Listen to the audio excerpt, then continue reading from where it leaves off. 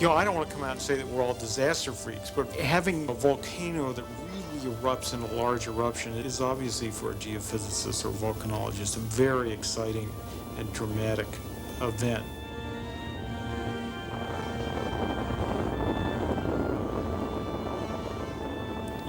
To be right there at the time when waves of ash are coming through and pumice balls are falling on your head, and we're feeling a lot of earthquakes as the caldera is forming and the roof of over the magma chamber is collapsing into the hole, and things like that are really, that's the stuff that really turns us on and gets us very excited about this whole business. And at the same Dave Harlow is a seismologist with the United States Geological Survey. Proudest about it. When one of the world's big volcanoes becomes restless, USGS specialists like Harlow are typically among the first on the scene, and not just because they find it exciting. One of their jobs is to predict if an eruption is going to occur and when, so they can advise people when to get out of the volcano's path. That's the most important thing, to my way of thinking, is knowing when to get out of the way and being able to tell other people who aren't volcanologists that they're in the way and they should leave. Unfortunately, volcanologists have never distinguished themselves as forecasters. Even at Mount St. Helens, where they successfully predicted the time of the eruption, they did not anticipate either the size or the lateral direction of the blast.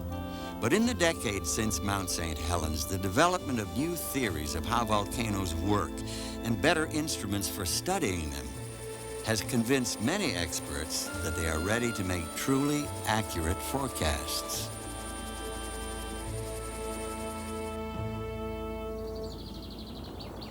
Spring 1991, Mount Pinatubo in the Philippines. A series of explosions rocks the mountain, which had not erupted in recorded history, driving thousands of terrified Eta tribespeople from their homes.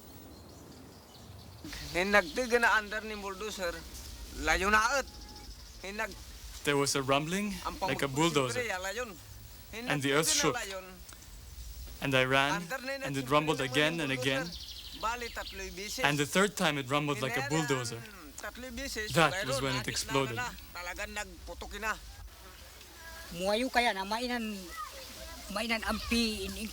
We were splashed with mud from the sky, and we all ran, and I thought it was my time to die. Meanwhile, in Manila, where only a few experts even know that Pinatubo is a volcano, no one is aware of the explosions.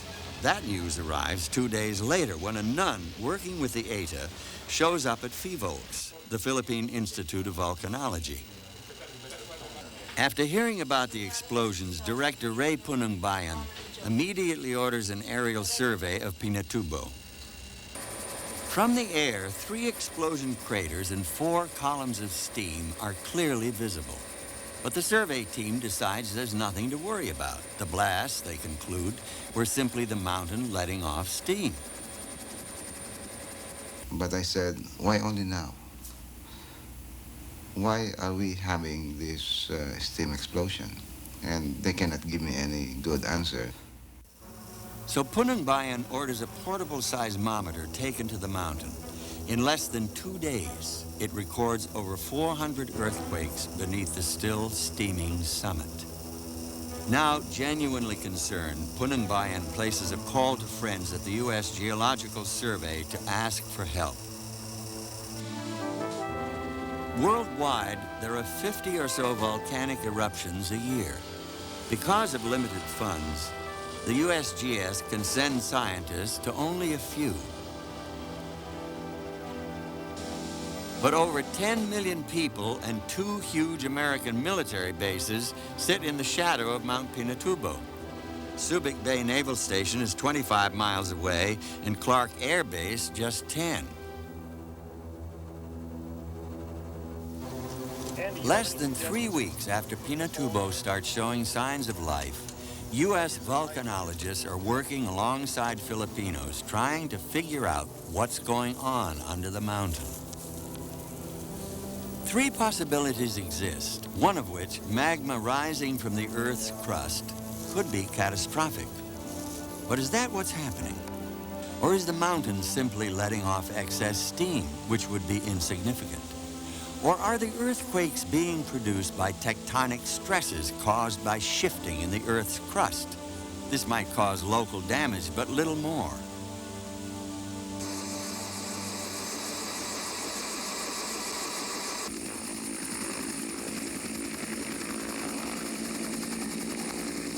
I'll tell you what I could probably do. As far as setting up seismographic spots, I can probably set you here. You guys might have to hike up here. You might have to walk a half a mile or a quarter mile up to the right and set it up right up here. Or from right here, should be line of sight back to Clark. By early May, 7 seismic stations surround the mountain. These transmit data by radio to a tiny room at Clark Air Force Base, thereafter known grandly as the Pinatubo Volcano Observatory, or PVO. The seismic stations record earthquakes 5 miles beneath the surface. Earthquakes this deep are a sign of more than a mountain just letting off steam. The least threatening possibility is quickly eliminated. Next, using an instrument called a correlation spectrometer, or COSPEC, the team measures the amount of sulfur dioxide, or SO2, coming out of the mountain. If magma, molten rock from deep within the Earth, is rising, SO2 and other gases should be escaping into the atmosphere through cracks in the rock above the magma chamber. The first measurements we got were about 500 tons a day, which is a pretty substantial amount of SO2 to come out. And that increased with each successive measurement until by the end of the month it was 5,000 tons a day, which is a lot of SO2 to be coming out. And we couldn't see any possibility that that was a tectonic phenomenon. It must be magma, and it must be magma rising up underneath the volcano. But is this mountain, which hasn't erupted in hundreds of years, really about to blow? High SO2 levels and seismic activity don't guarantee an eruption. It's not unusual for magma to rise for a while and then stop. And if an eruption is coming, how big will it be? Particularly with a volcano that doesn't have any historic activity, your best guide to what it may do is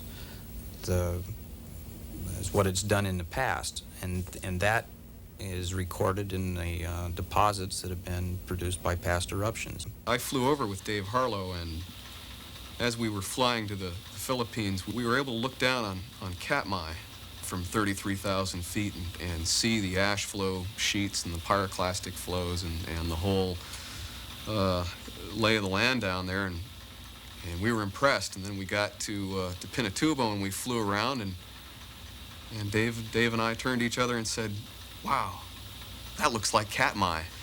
You know, this is bad."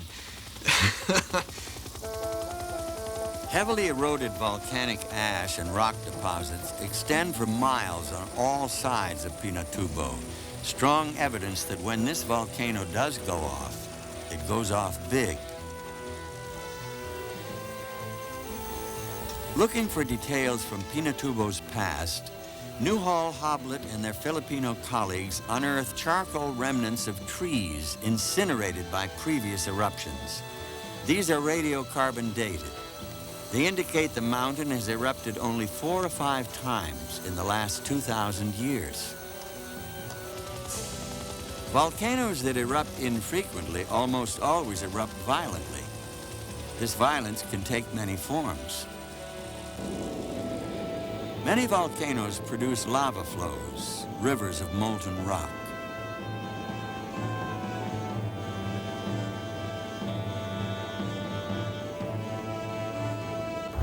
Others eject vast quantities of ash and rock into the air. As this material falls to Earth, it can completely smother the countryside.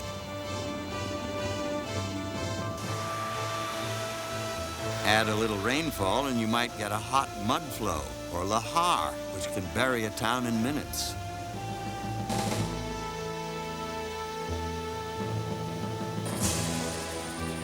This devastation at Mount St. Helens was caused by a tremendous lateral blast, triggered when a massive landslide weakened the volcano's wall.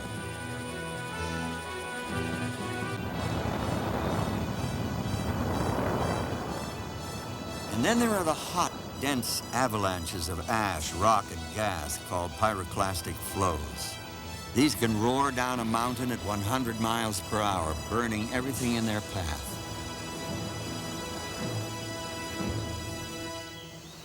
Most of these are possibilities at Pinatubo, though by late May it's still not clear Pinatubo will erupt at all. Geologist Rick Hoblet is a veteran of Mount St. Helens. While in the Philippines, he keeps a detailed diary of life at PVO. Journal entry, 28 May, Tuesday. Up at 05:30, shower, get ready for Cospec flight in a Huey. Ask Harlow to watch the drums while we're at the crack. Fly past Summit to west side. God, look at the old pyroclastic deposits. Land, grab a few samples of old dome fragments. Fly back to base. Seismicity quiet. 31 May, Friday. Wake up feeling awful. Something bit me on the forehead. Earthquakes today impulsive, small. Low amplitude tremor-like signal at 2 stations in net. Andy says vents showing low vigor, little steam today. Andy and I go to commissary. We're the only people in the place with beards. As we drive around the base, we see a sign for some show called The Last Days of Pompeii. Dinner tonight at Colonel Anderegg's. I sense they would like to be reassured, but we can't tell them it will all go away. Something was going on, but it was in kind of a steady state. The number of earthquakes per day that we were locating ranged between 40 and 150, which is high, but it's not enormous. What was a little bit worrisome is that the locations of those earthquakes were spread over a wide area, some 5 or 6 kilometers in diameter. So the footprint of what was going on was big, and that was of concern to us. Journal entry, 2 June, Sunday. Activity at vent is up. More ash coming out. Some puffs to 1,000 feet above the summit. Dave, Andy, John, and I discuss the situation after breakfast. We're not sleeping well because of nerves. Is it possible that a catastrophic eruption could occur with no warning? I think that this is possible. Depressing subject. Not sure what the probability is. My best seat of the pants estimate is something between 1 and 10%. This may be paranoid, but blame it on St. Helens. Journal entry, 3 June, Monday, 1941. A big event comes in, probably an explosion. Harmonic tremor larger than we've seen on all stations.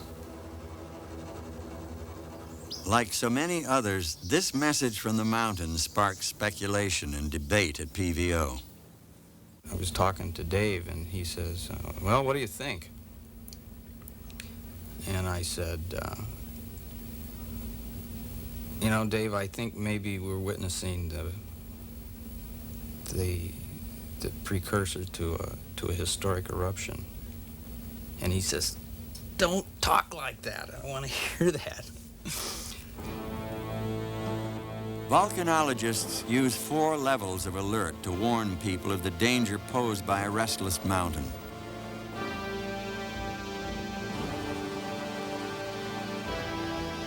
As the likelihood of an eruption grows, the team declares a level 2 alert, and a limited evacuation begins.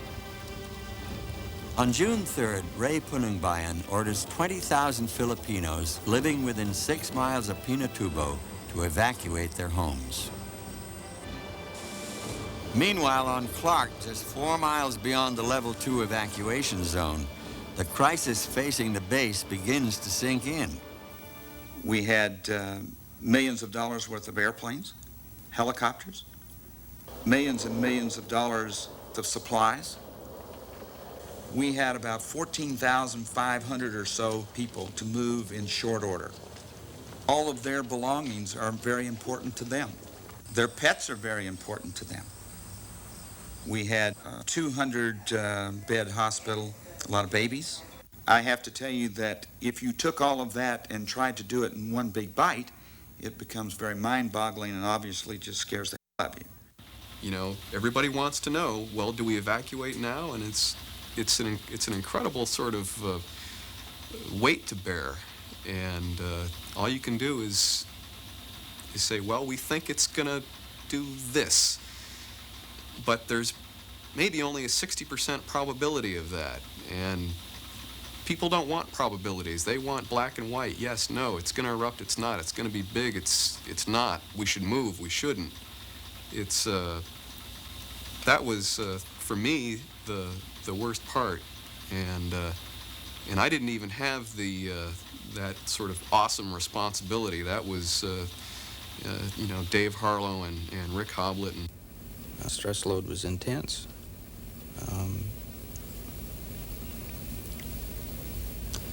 There was an awful lot riding on our interpretations, and if we dropped the ball, it would be very unpleasant. When a volcano prediction is wrong, the consequences can be tragic.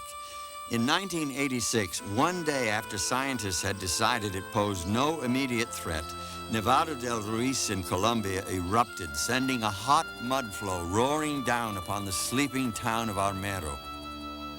22,000 people were killed.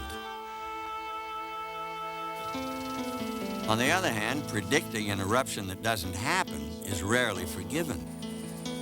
In 1982, USGS volcanologists issued warnings affecting the resort community of Mammoth Lakes, California.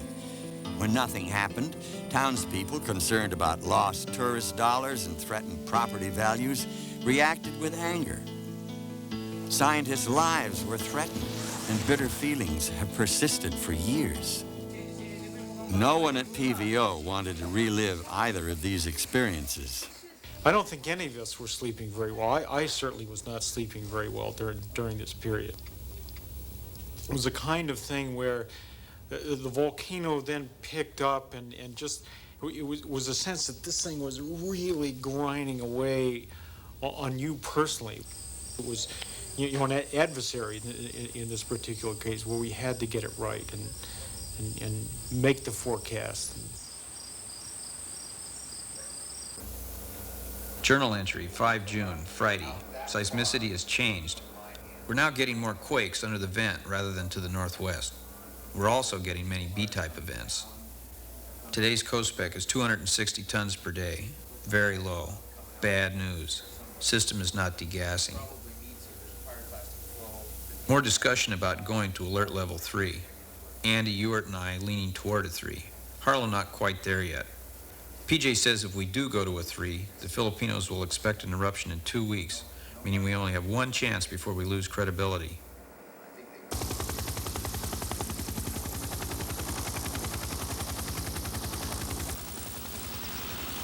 Shake and bake. Cactus 30, how do you read? 263.9er. Okay, I see a little blob down there out at 3 o'clock.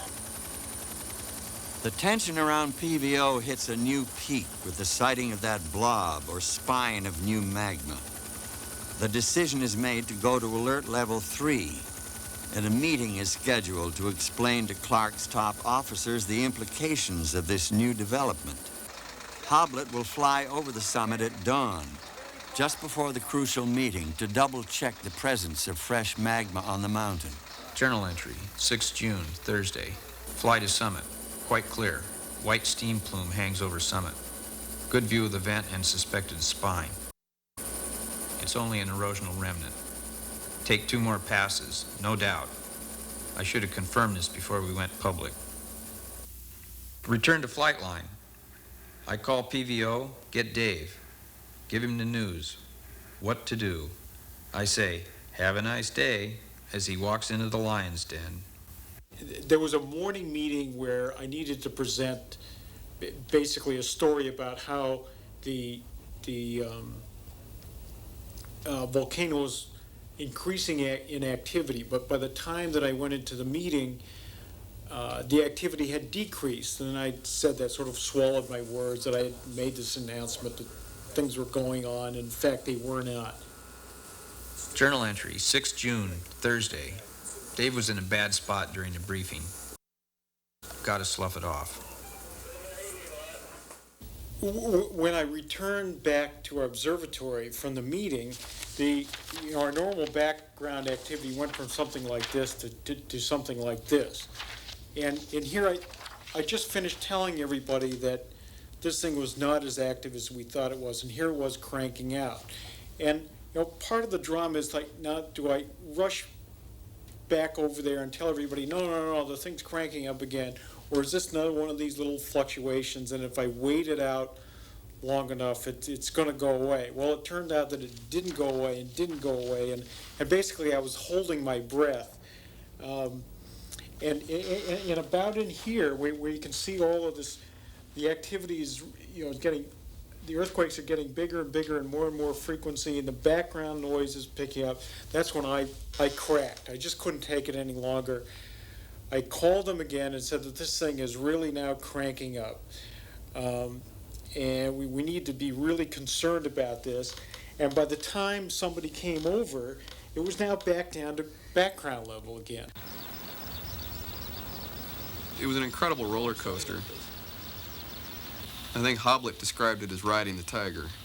For periods of hours, the volcano was looking like it was gonna, go totally non-linear and erupt, and we would not be at a high enough level of alert. And at other times, the volcano would be fairly quiescent, and just after we'd gone to a higher level of alert, we'd say, "Oh no, what did we do? Are we jerking these people around, the military and the Philippine government, just what's going on?" Journal entry, 7 June, Friday. At 1522, continuous or nearly continuous earthquakes on Ubo.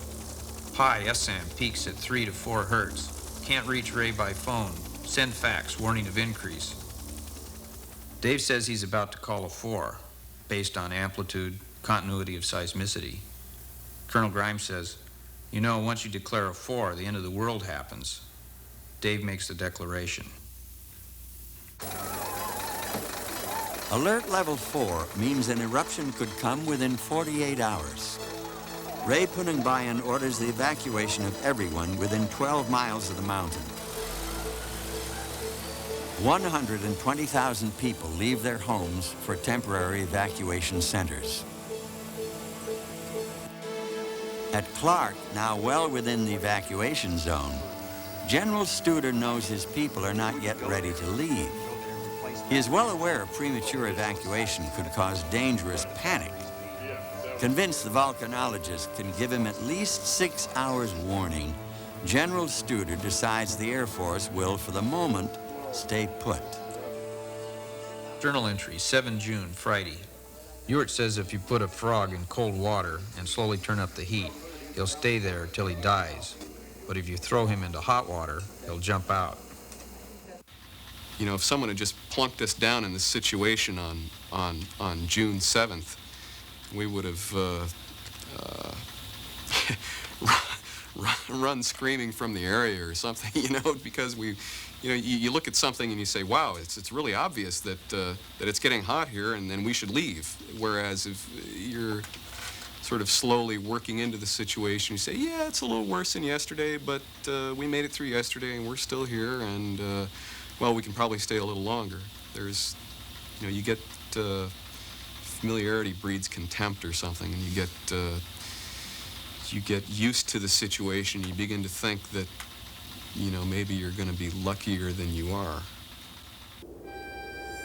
Perhaps this kind of overconfidence is what led to tragedy in Japan earlier that same week. Through the spring, magma had been rising beneath Mount Unzen. By late May, molten rock was visible through cracks on the mountain's summit.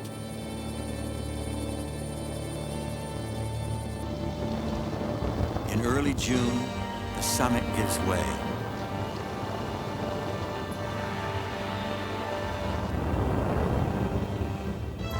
while, the resulting pyroclastic flows behave exactly as expected. So a group of volcanologists and journalists move in for a closer look. Suddenly, a flow changes course, trapping 43 people who burn to death.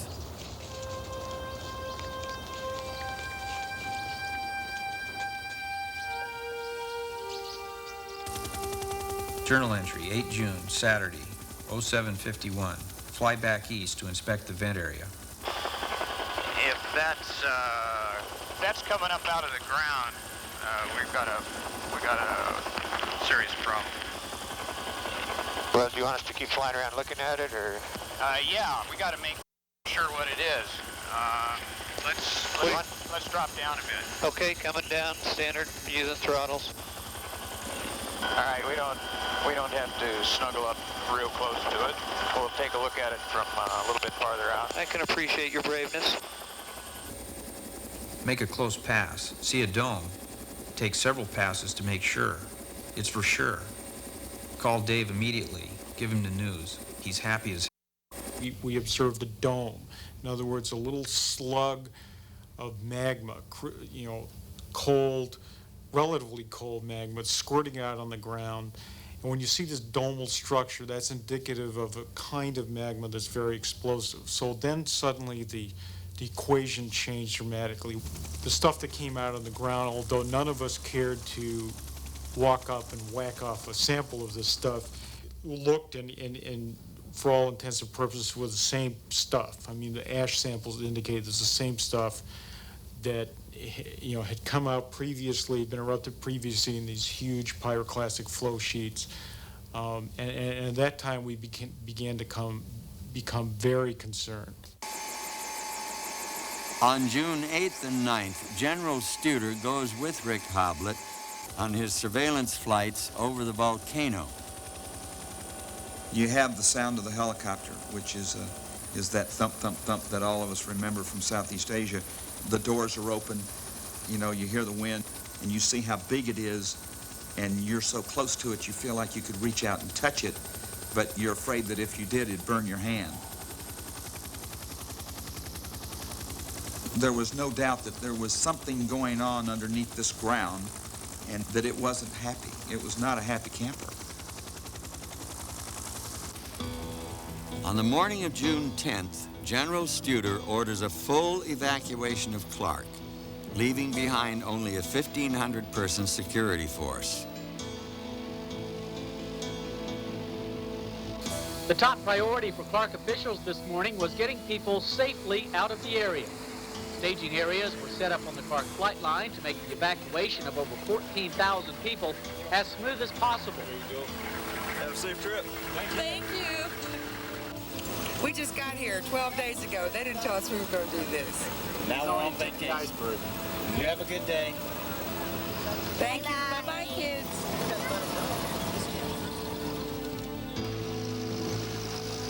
The evacuations now underway affect hundreds of thousands of people. The scientists know they have risked a lot predicting an eruption at Pinatubo.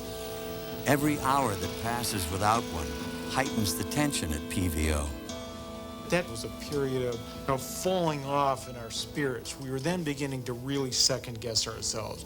We were fundamentally sure something was going to happen, but then we started asking the what if. What if this waits a long time? What if it doesn't go? What if we've made a huge mistake?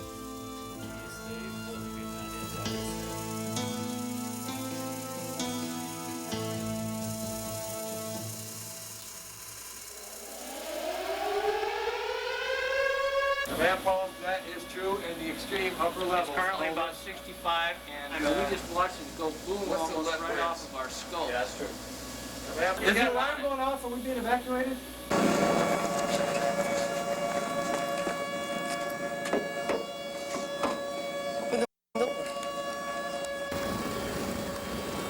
"48 hours after Clark is evacuated, Pinatubo erupts. All remaining personnel hastily retreat to the far side of the base.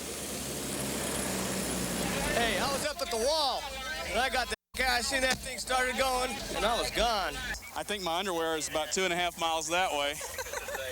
Came straight up, yeah, about this fast. Yeah, did you hear any sound or anything?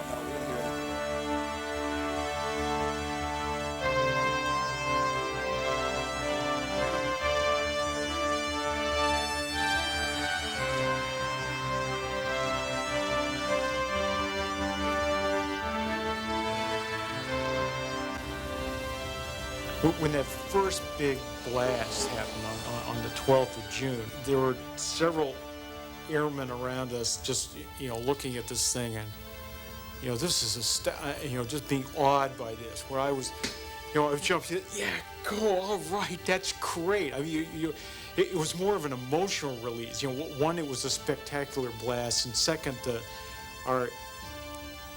what we had been saying was right on about the volcano, that we had really nailed it, and there was a lot of excitement about that.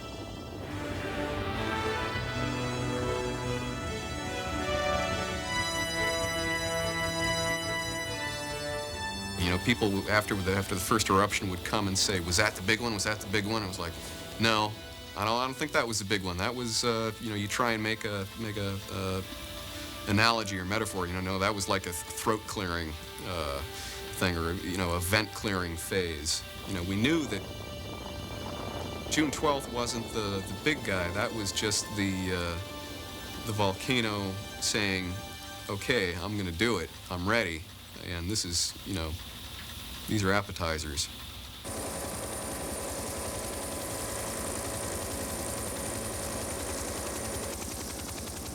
This first eruption covers the once green area near the summit with a thick blanket of gray ash. And there's lots more where that came from.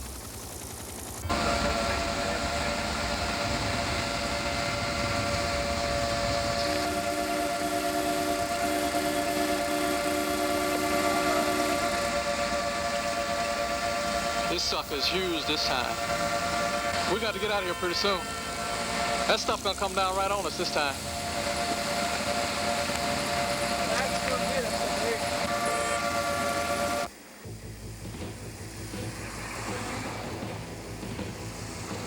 Appetizer-scale eruptions and accompanying retreats to the far side of the base continue day and night for the next 48 hours.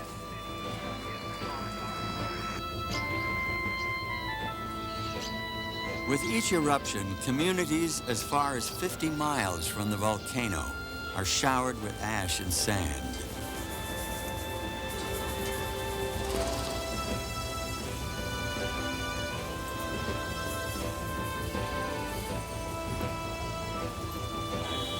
While all this is going on, a major typhoon is heading straight for the central Philippines. It will reach the Pinatubo area within the next 36 hours. Journal entry, 14 June, Friday. Been here 19 days, I think. Seems like forever.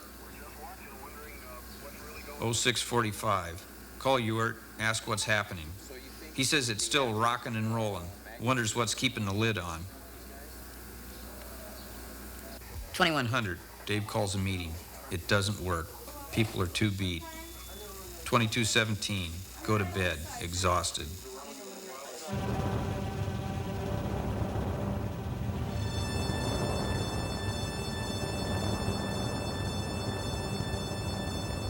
On the 15th, Pinatubo serves up the main course.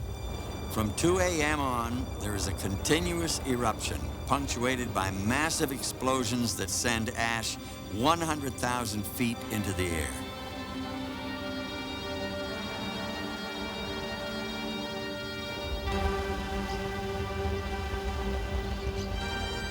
At daybreak, when the eruption becomes visible, it appears to be over 10 miles wide.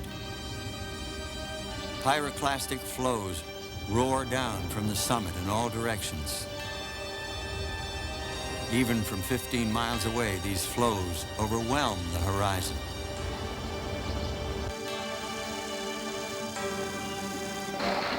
Somebody give me the date and time. June 15th, Saturday, 0600. This is the largest one we had so far. The 6 a.m. explosion is the 5th of the morning. It is large enough to create lightning as part of its own weather system. At 6:30, rain from the leading edge of Typhoon Yunya hits the area. General Studer calls it quits. He orders all remaining personnel to abandon the base. 0720, essentially monochromatic 1 hertz tremor, rail to rail. 0725, pack our stuff and split. We're the last ones out. We got down the road 5 miles, and we decided that we had been lacking in courage and proper, objective viewpoint. That things weren't really that bad. Can you tell us what the situation is like now? Yeah, we've had a big eruption, and we're been discussing what to do, and we expect to go back right now.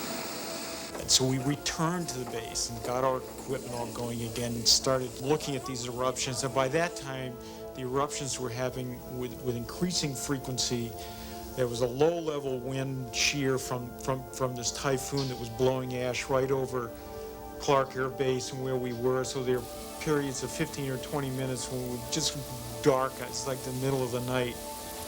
It was raining. It was raining pieces of pumice that ranged inside from 2 or 3 inches to 5 or 6 inches big. Those kinds of things were coming down, and if you went outside, they came down on you. But the biggest thing was you could not see, you could not hear, and what you could see was scaring the hell out of you. I suppose the best way of describing it is that events were biblical. We've gotten this, it's a little bit larger than ash is what's falling right now from Mount Pinatubo, which has been erupting steadily all afternoon. We've also had a number of earthquakes and even some thunderstorms on a wild afternoon in the Philippines. At about 15 minutes of 2, about 1:45 in the afternoon, there was just a blast as we stood, and we just watched our instruments for half an hour, and they were just pegged. In other words, they're just going as hard as they could. And then finally, our instrument sites between the mountain and Clark Air Base just ceased to function. When we lost the instruments, the last instruments up close to the volcano, our thought was that there were probably knocked out by pyroclastic flows. And of course, there was the possibility that they could have been moving towards us. Because of that, some people moved to the center of the building for a while. If we were hit, that might afford a little bit more protection. I don't know, we had, 4 cinder block walls between us and the mountain, and, the way the ash clouds come down, it's this great sort of hurricane force wind and rocks and just an awful mess. And, you figure if you hunker down behind a wall, maybe you'll come through it, and the roof will come off, and a lot of debris will fly around, but maybe you'll be okay. We had some calm, frightened moments. Nobody could decide what to do, what to think, really. Andy Lockhart had just made some popcorn, and John looks over and sees Andy eating popcorn and says, "What are you doing eating popcorn at a time like this?" And Andy says, I always eat popcorn at this part of the movie. This is 4:10 in the afternoon, raining stones, pebbles. Finally, the decision is made to leave. 6 months later, General Studer remembers that moment at a conference in San Francisco. What led me to make the decision on the 15th of June to get the last 30 or so of us out of Clark and head up toward the agricultural college was a guy by the name of Andy who ran past me saying, "General, you better put jam in your pockets because we're all about to be toast."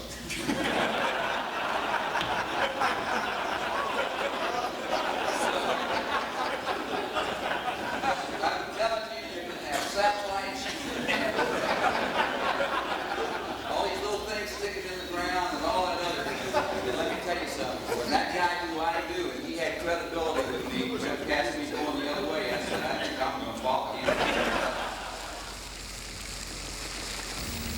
walked out and opened up a door to a carryall, and there was a driver in there crossing himself. And I said, "Do you know how to get to this place?" And he said, "No." So I closed the door and chose another vehicle.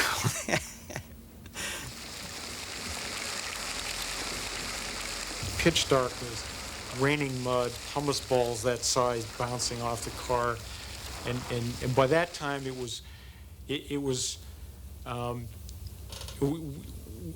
know, it was like our dignities were still in place. We were not completely panicked, and it was an orderly but a retreat that we were very confident we were doing the right thing. There was no question about anybody's courage left anymore.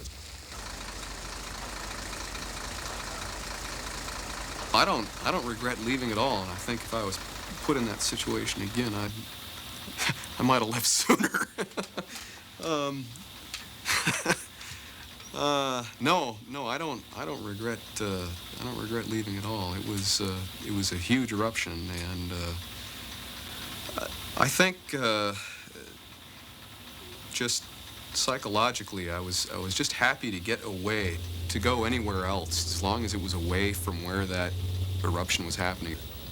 I think if I'd still been on the base and I'd started feeling these earthquakes, I don't know, you know, I might have come unglued. As it was, you know, it was a week of almost no sleep and incredible stress, and then to have this sort of constant earthquake activity was unnerving. As it turned out, some of us had the best sleep we'd had in a week that night, being rocked to sleep by these things and knowing that we were away from. Well, we were a little bit further away. We didn't know if we were far enough away, but we were, you know, it was just important to leave. And if I'd been on base when that seismicity kicked in, I don't know, it would have been bad. Thanks to the prediction, virtually everyone within 15 miles of Pinatubo was evacuated before the cataclysmic eruption. But the huge blast, coupled with the typhoon, spreads devastation far beyond the evacuation zone.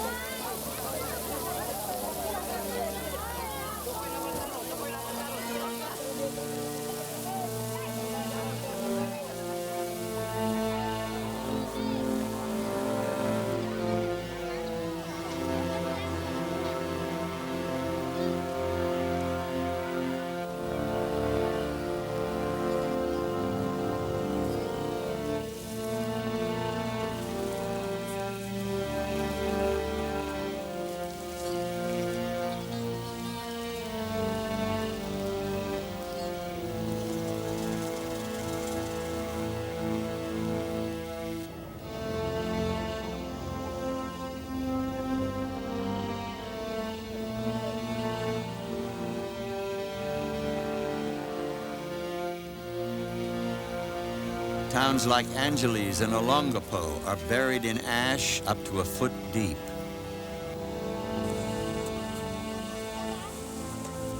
Innumerable roofs collapse under the weight of rain-soaked ash and the near-constant shaking from earthquakes. While tens of thousands of Filipinos suffer in the aftermath of Pinatubo, the evacuation has kept the death toll to under 500.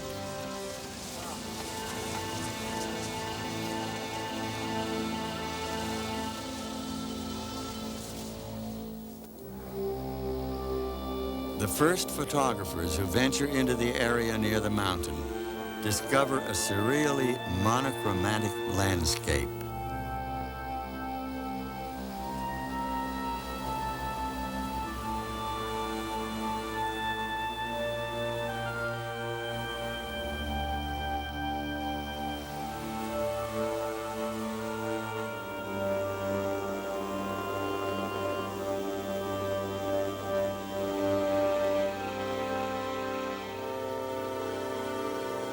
Even miles from the summit, the countryside is blanketed with ash.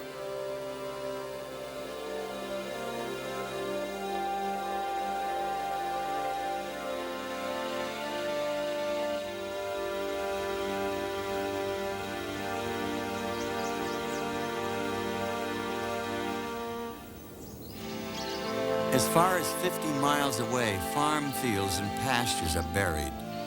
In the weeks and months to come, 1/2 of the region's farm animals die. No estimates about the impact on wildlife are available. Weeks after the cataclysmic eruption of June 15th, Mount Pinatubo is still spewing forth ash and rock. It is now recognized as the largest volcanic eruption in 80 years.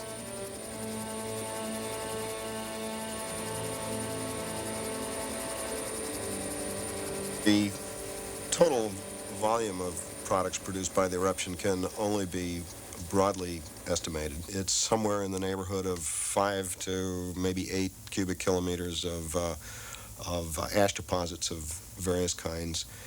And it's approximately an order of magnitude, roughly 10 times the size of the Mount St. Helens eruption in 1980. Driven by atmospheric winds, material from Mount Pinatubo circles the globe within weeks. It will remain in the atmosphere for years, filtering out enough sunlight to reduce average global temperatures for more than a full degree for up to 5 years. For the Filipinos, however, there are immediate problems to deal with.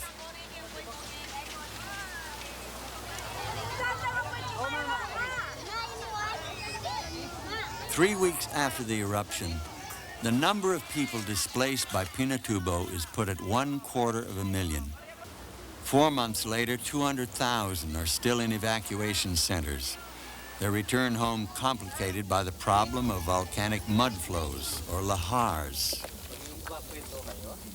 The eruption filled the valleys up on the volcano with a very large volume, estimated 4 to 7 cubic kilometers of pyroclastic flow deposits.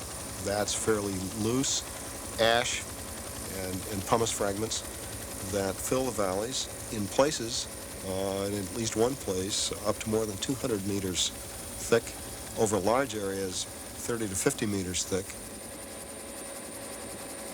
And these are very loosely consolidated and hot. Once rained upon, they are easily remobilized as lahar or mud flow.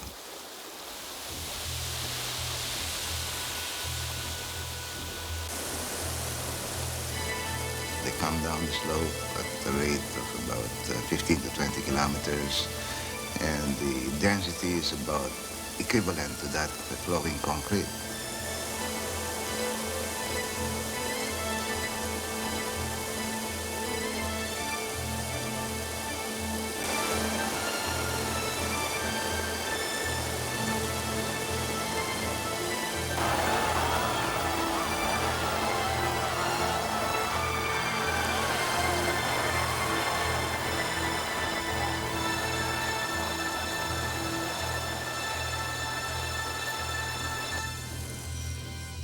Throughout the months following the eruption, Philippine authorities fight a losing battle to keep rivers free of sediment. Once the channels are filled in, every new lahar results in widespread flooding.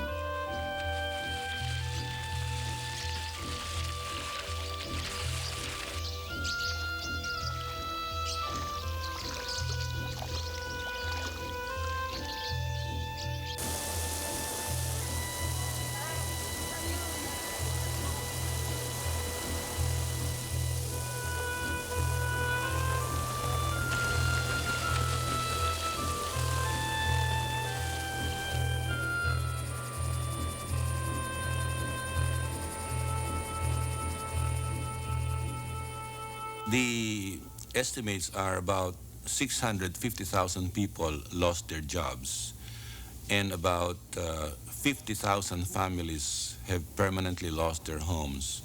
This consists of 10,000 Aitas, which are our cultural minorities, our indigenous people, and about 40,000 lowland families. These lowland families, their places of residences have either been turned into riverbeds or they have been covered with 1 meter to 4 meters thick of lahar.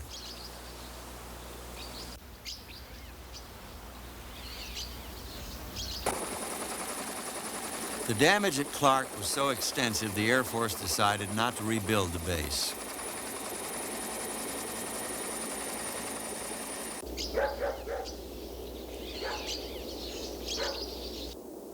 Subic Bay was also heavily damaged, but the Navy decided it was too valuable to abandon. Millions were spent to make it operational again.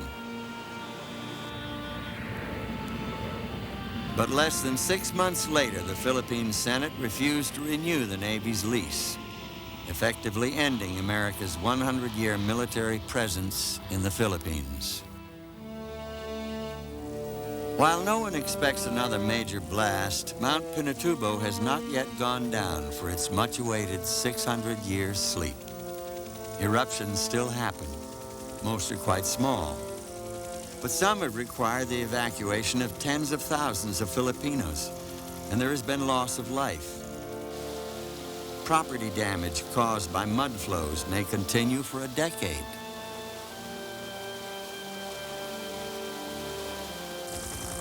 Today, over a year after 1991's climactic eruption, Mount Pinatubo is generally quiet. Its huge new crater and lake serve as a powerful reminder of the violent potential of the natural world. For the scientists who had successfully predicted the eruption and helped save thousands of lives, there was real satisfaction, tinged perhaps with just a touch of melancholy. It's kind of strange because you know, I'm 33 and I've had this incredible experience, and you got to kind of wonder, okay, well, you know, what do you do for an encore? What else? What do you go to that's bigger? You know,